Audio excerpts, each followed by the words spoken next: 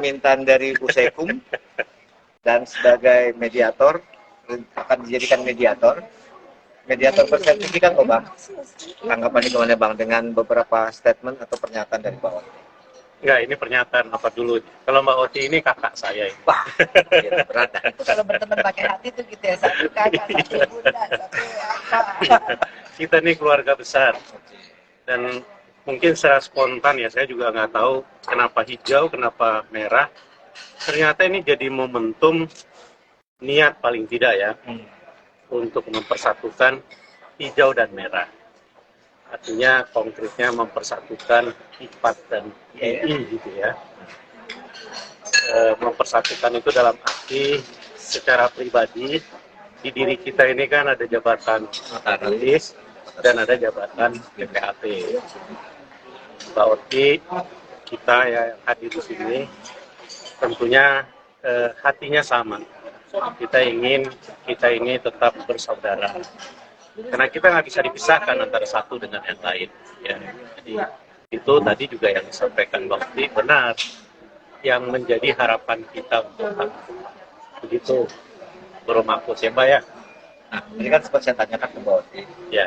bahwa di tahun 2020 itu sedia tidak Mbak Oti kalau diminta anggota menjadi mediator yang menjembatani antara warna merah dan hijau. Insya Allah katanya. Mbak Oti ini Oke, Grossever, Gross TV, mohon maaf tadi ada gangguan teknis. Saat ini masih Gross TV atau majalah Gross Digital bersama dengan Mbak Oti dan didampingi oleh Bang Eki. Bang Eki, tadi ada yang menarik di awal. Bang Eki bilang kan sebelah Mbak Eki ini adalah kakak. kakak saya. Nah, ceritain dong. Iya, Kakak itu saya seperti apa banyak sih? belajar dari beliau. Mbak Oti ini apa ya, mengayomi gitu ya. Terus memang seorang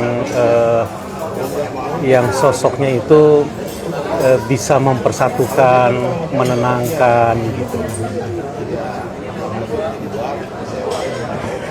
Ada gunggung. Jadi frame tadi udah masuk. Iya. Lanjut Bang. Tentang apa? Bang Eki. Kacamata Bang Eki itu sosok Mbak Oti itu seperti apa? Ya, sosok yang luar biasa, smart, dan kita di IPAT, saya dibawa di PP IPAT sama Mbak Oti untuk bantu kawan-kawan ya, terutama Bang Hapendi. Lihat dari bulan Maret tahun 2021, sekarang sudah mau berakhir tahun 2021, capaian-capaian yang dilakukan oleh PP IPAT itu sangat luar biasa. Tentu peran serta Mbak Oti di sini juga cukup besar ya. Selain memang terbukti Bang Hapendi Harahap itu mampu tampil sebagai sosok pemimpin dan Mbak Oti ikut mempersatukan. Kalau sekarang ditanya keterkaitan kenapa merah dan hijau gitu ya. Ini sih sebenarnya spontanitas saja ya Mbak ya. Dan secara spontan tapi tiba-tiba akhirnya terpikir, oh iya, ini menunjukkan tentang sosok IPAT, kemudian sosok notaris lah INI. Kita ini satu yang memang seharusnya bersatu gitu ya. Kalau gembar-gembor tadi saya dengar sedikit perjalanan atau dinamika untuk menuju tahun depan, ya ini mungkin sesuatu yang wajar ya. Dan kalau Mbak Oti sih sampai saat ini saya juga masih melihat seperti kawan-kawan menunggu Mbak Oti sikapnya akan seperti apa gitu ya. Nah, kan itu yang diinginkan oleh Mahfud dan kawan-kawan. Dan saya pemirsa, saya nggak ngarepin apa-apa. Sudah ada beberapa nama-nama ya, beberapa nama-nama. Dan semua juga sudah tahu. Sepanjang nama-nama yang sudah beredar itu mampu untuk mempersatukan ya kepentingan kita bersama para anggota, tentu kita akan biarkan itu ya. Tetapi kalau memang ya diinginkan, diminta, tadi saya sampaikan Mbak Oti ini panggilan jiwanya itu untuk organisasi, itu tidak akan bisa lepas. pergerakan perjuangan yang beliau lakukan itu titian dari darah almarhum ayahnya, ya, pahlawan, pejuang yang ingin mempersatukan bangsa, ya. Begitu juga tentu anaknya, dan sosok itu sudah terbukti nyata, ya. Dan dari kepemimpinan yang sangat keibuan, mengayomi, ya, kemudian juga demokratis, saya yakin kalau memang saatnya nanti, ya, kalau saatnya nanti panggilan jiwa itu datang, Mbak Oti mah nggak akan bisa menolak, ya. Suratan yang di atas itu akan menunjukkan jalannya nanti. Tapi kan tadi ada menarik, stakeholder ada keinginan dalam artian sinergisitas, harmonisasi antara merah dan hijau, Ya. itu seperti dulu. Ya. Kan kalau nggak salah dulu sempat terjadi harmonisasi berjalan. Iya ini ngadain ulang tahun, IPAT hadir. Ya, IPAT ngadain ulang tahun, iya ini hadir. Ketika ada kongres, IPAT diundang. Ada kongres ini, IPAT, ada kongres IPAT diundang dan sebagainya. Nah, tadi ada keinginan dari anggota berharap Mbak Oti itu menjadi penengah, penghubung, penjembatan atau mediator yang bersertifikat tentunya kalau di pengadilan. Perma 1 2000 itu. Nah, bagaimana tanggapan Mbak Kiki kalau melihat hal itu? iya. Kalau itu biar kawan-kawan yang jawab. Jadi faktanya kan sudah terlihat seperti apa. Jadi saya, Mbak Oti juga mungkin tidak dalam kapasitas untuk menjawab itu, karena ini kan berkaitan dengan kepuasan ya masing-masing. Ya silahkan saja gitu ya, Bang Leo. Nah jadi biarlah itu kawan-kawan yang menilai sendiri. Kemudian ada perbedaan antara sosok Mbak Oti dan kawan-kawan yang lain. Mbak Oti sampai saat ini, ya, walaupun sudah diminta, dipancing-pancing, termasuk oleh Mas Bro Mahfud, ya, termasuk gitu. Yang mana orangnya, Bang? Tapi sampai detik ini, ya, sampai detik ini kan Mbak Oti tidak menyatakan sikap. Artinya apa? Di sosok Mbak Oti ini bukanlah sosok yang ambisius untuk mendapatkan satu jabatan. Karena jabatan itu amanah, ya. Biar nanti kawan-kawan yang akan menilai. Biar nanti kawan-kawan para anggota itu yang akan memutuskan. Karena di kita, apakah TNI atau IPAT, itu yang memilih nanti, mulai dari dibukanya kesempatan oleh PP kepada Pengdil dan Pengda agar segera nanti melaksanakan rapat anggota kan kalau di INI. Nah, anggota yang ada di berbagai daerah itulah nanti yang akan menilai, kemudian mengusulkan siapa yang mereka anggap paling pas, paling cocok untuk memimpin organisasi. Karena semua pasti sudah melihat dan merasakan selama ini, ya, sampai dengan saat sekarang, apakah capaian-capaian itu memang sudah di titik paling tidak mendekati hasil keputusan kongres kah misalnya, kemudian kenyamanan para anggota di dalam menjalankan tugas jabatan, ya, kemudian bagaimana riuh rendahnya, tinggi rendahnya, ya, dinamika yang terjadi, apakah dengan kondisi saat ini, ya, masih sangat layak. Bukan saja misalnya antar hubungan sesama anggota, tetapi juga dalam melaksanakan tugas jabatan. Regulasi yang ada sekarang, katakanlah UUJN 2014 sebagaimana perubahan 30 2004 masih layak tidak, ya, dengan kondisi kekinian, termasuk secara internal. Anggaran dasar, kode etik, apakah itu masih layak dipertahankan? Kalau memang sudah tidak layak, seharusnya kan dari awal juga sudah harus dipersiapkan tentang rancangan perubahan. Ternyata ada yang happy birthday, tapi biarin saja. Happy birthday itu di bukan kelompoknya merah hijau. Nah, kalau terlepas Bang Eki sebagai salah satu pengurus di PP, kalau melihat dari sosok Mbak Oti kan banyak, bukan satu ya, IPAT ya aktif, Ikanot Undip dia aktif, perempuan karir apa, himpunan apa Mbak? Kowani ya? Ya. Apa sih? Pokoknya karirnya di wanita ada, di organisasi karir, organisasi bisnis, banyak banget deh. Dan semua pegang peranan penting termasuk di IKA Undip. Dari kalau melihat dari itu, bagaimana? Ya, tidak usah dilihat, itu kan fakta. Itu kan sudah terjadi. Kan sudah terlihat bagaimana sepak terjang eksistensi Mbak Oti ya. Dan sehingga sosok Mbak Oti ini diterima di mana-mana. Kalau yang Mas Bro maksud untuk tahun depan ya, ini konkret saja. Mbak Oti itu tentunya ya akan ikut apa yang kawan-kawan mau, apa yang kawan-kawan inginkan, sepanjang itu bisa disejalankan dengan kondisi ya.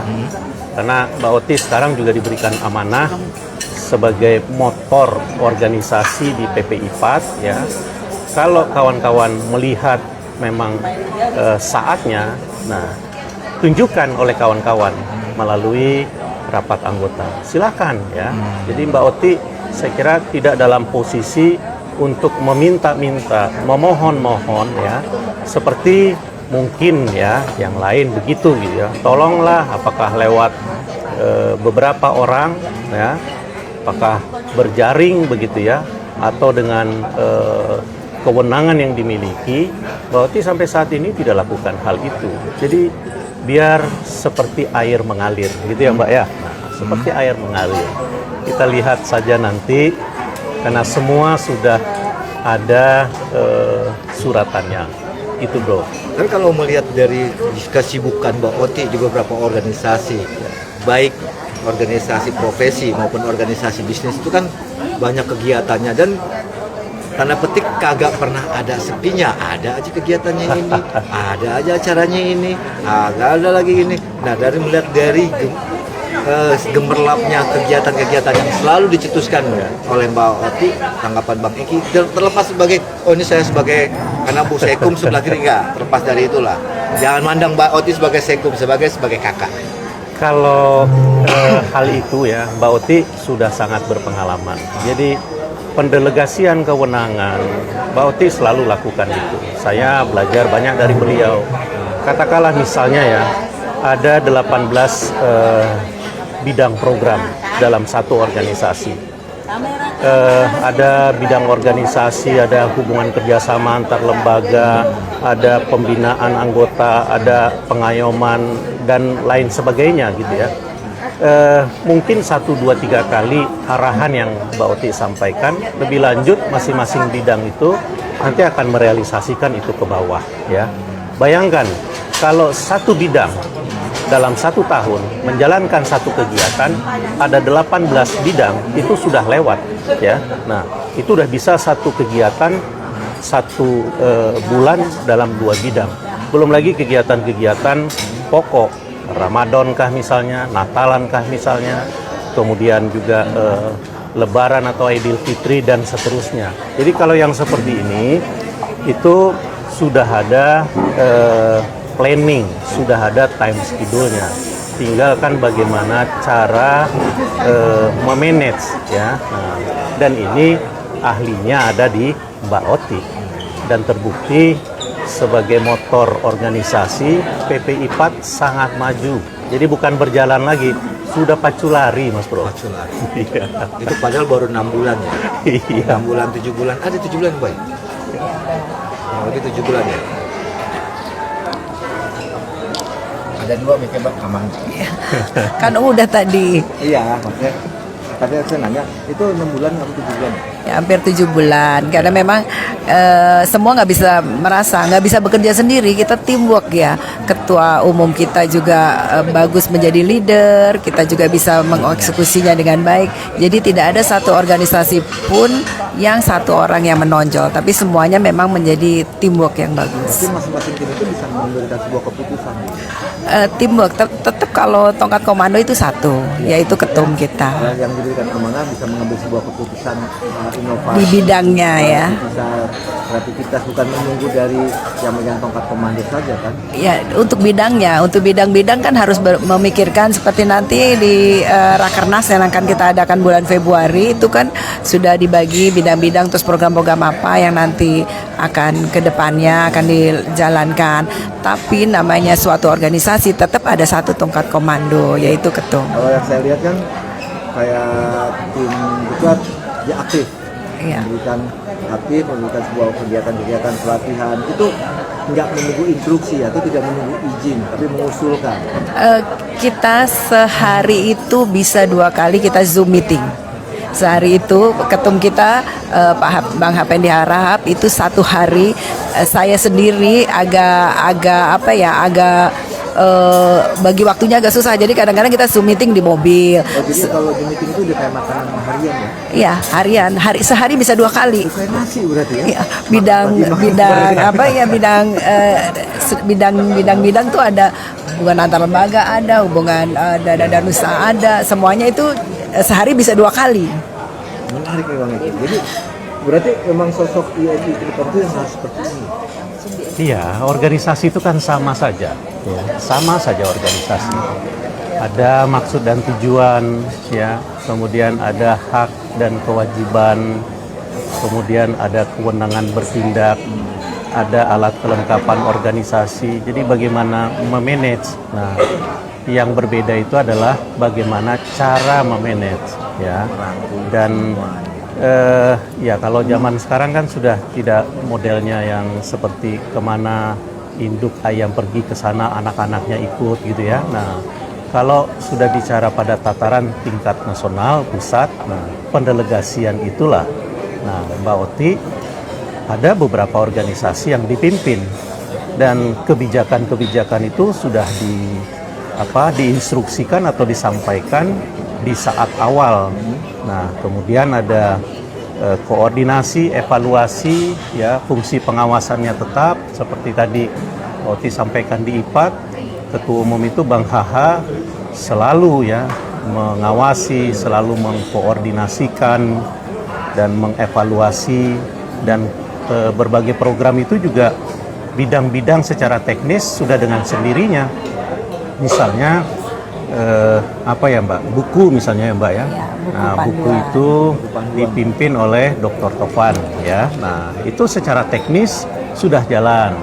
Kemudian yang membuat rumusan tentang materi-materi yang nanti dibutuhkan untuk pendidikan dan pelatihan. Nah, ini juga dengan tim sudah jalan dengan sendirinya. Kemudian yang berkaitan dengan perundang-undangan. Ini sekarang juga yang Mbak Oti kemarin sampaikan hadir Bang Ketua Umum, ada rencana perubahan PP 3798 perubahan kedua. Nah, ini juga Ketua Umum sangat intens ya, sangat intens untuk adanya keberpihakan kepada kepentingan PPAT tentunya ya, IPAT. Nah, terus begitu banyaknya aturan-aturan yang mungkin nanti ini akan disederhanakan gitu kan. Jadi akan banyak terobosan-terobosan, ini selalu dipantau oleh Ketua Umum dan selalu nanti akan dievaluasi kalau diperlukan. Jadi misalnya seperti sebelum lahirnya Permen ATR nomor 33, walaupun rentang waktunya sangat pendek, tetapi ini adalah upaya maksimal yang diperankan oleh PPIPAT dengan menunjuk tim yang luar biasa gitu ya, yang juga melakukan kajian-kajian ke luar negeri tentang honorarium, dan alhamdulillah hasilnya jauh lebih baik ya. Memang apapun aturan itu tidak bisa memuaskan keinginan semua orang gitu ya, tetapi tentu dari berbagai sisi dengan berbagai pertimbangan akan diambil apa yang terbaik bagi kepentingan semua gitu ya Mbak Oti ya. Menarik. Sebenarnya menarik Bang Eki, kalau kita tambah lagi pertanyaan sampai pagi kita yang wawancara. Terakhir deh, karena ini ada acara yang belum masih Ya. berjalan. Closing statement untuk teman-teman di penghujung tahun dari Bang Eki dulu. Bang Baru Eki. nanti Oh, pamungkasnya oke. Seku. Bang Eki dulu, Bang. Teman-teman di penghujung nih, sekarang tanggal 29 ya? 30 lah, 30, 31. Nah, itu deh. Silakan buat teman-teman Dari saya Sabang sampai Merauke. ya, terutama di tahun 2021 ini tentu banyak hal yang kita dapatkan ya, terutama secara pribadi, baik itu di dalam pekerjaan, dalam keseharian, juga di dalam berorganisasi. Saya ikut ya diberi kepercayaan membantu Bang Hapendi, Mbak Oti dan kawan-kawan. Tujuannya itu adalah bagi kebersamaan anggota PPAT IPAT di seluruh Indonesia. Tentu sudah banyak yang dilakukan dan saat ini juga sedang ada berbagai program yang berjalan dan tentunya juga dengan berbagai keterbatasan ada yang belum tercapai sampai selesai di tahun 2021 ini. Nah, itu untuk organisasi. Kalau secara pribadi saya sering kali mengganggu Mbak Oti ya, terutama ini ya yang kaitannya dengan hal-hal yang bersifat pribadi, diskusi. Nah, dan beliau itu selalu mensupport kita, terutama saya dan istri saya Dewi Larasati dan anak-anak ya. Kemudian harapan ke depan di tahun 2022 khususnya gitu ya. Mudah-mudahan ada secercah sinar dan harapan yang sampai ke satu titik agar nanti ada kejelasan. Mudah-mudahan itu kita semua. Ramai sekali di sini, Bro. Lanjut, Pak. Ya, saya kira dari saya cukup. Berarti sebagai sekretaris umum buat teman-teman PPAT se-Indonesia di tahun 2021 penghujung menuju ke 2022. Ya, kepada teman-teman pejabat pembuat akta tanah seluruh Indonesia dan teman-teman notaris seluruh Indonesia, juga teman-teman semua yang ada di luar sana, saya mengucapkan selamat Natal dan Tahun Baru 2022. Jadi 2021 kita mencoba mengintrospeksi diri sebagai cerminan apa kesalahan-kesalahan kita, apa kelemahan-kelemahan kita. Semoga di 2022 kita akan meningkatkan diri, meningkatkan kualitas diri sehingga kita bisa menjalani kehidupan ini menjadi lebih baik lagi. Terima kasih Bu Sekum, Bu Ketum, bingung banyak sebutnya. Bu Bendum iya, Sekum iya, Ketum iya, Bu Komisaris. Tak lama-lama diomelin sama Kak Foni. Terima kasih juga Eki, Ya, Bro Eki, terima kasih. atas waktunya dan Selamat sedikit Natal, selamat gabungannya. Tahun Baru. Salam sehat selalu. Ya.